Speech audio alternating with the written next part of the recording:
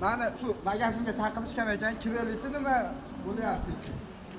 Sarvar degan ukam bor demasdi. Qolmay Sarvar. Assalomu alaykum aka, yaxshimisiz? Sog'lig'ingiz yaxshimi? Charchamayapsizmi?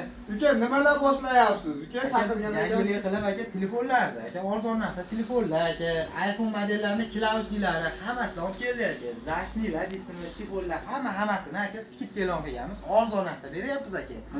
Siz aka internetda kuzatamiz, Xitoy bozorlari ham arzon sotasiz aka kiyimlarni. Shu sababdan aka obunachilaringizga aka bizdan ilinib, arzon narxlarda, arzon tovarlardan olishsin deb chaqirgan joyimiz ekan sizni. Xo'p, misol mana qarang.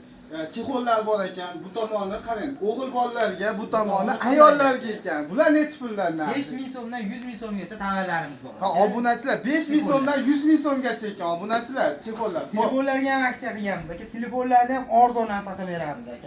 Hammasi mashqda bor narsani arzon narxda qilib beramiz aka. Qarang, Sarvar, 20-yanvargacha obunachilarimiz 100 ka bo'lsa, konkurs boshlaganmiz 100 ka bo'lsak, bitta katta skuter qo'yyapman. Bo'ldi. Chinnicha Ahmed tomonidan bitta kir mashina avtomat, ya'ni aktiv ko'tarilib ketsa, undan ham nima xaladellik qo'yilyapti. Siz nima qilib berasiz uka obunachilarga? Xolos aka, 100 mingta obunachi bo'lsa aka, aktiv zo'r bo'lsa biz do'konimiz tomonidan aka mana shu iPhone telefonni obunachisiga aka shunchaki soatlar beramiz. iPhone tiniq holatda ishlaydi, hamma yo'g'i cho'tka aka.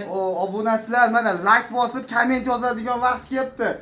Bu hammasi bitta odamga beriladi. Faqat obuna bo'lganga, obuna bo'lib, like bosib, komment yozganga bitta skuter, avtomat kir mashinasi, xaladellik va Sarvar tomonidan iPhone 17 telefoni beriladi.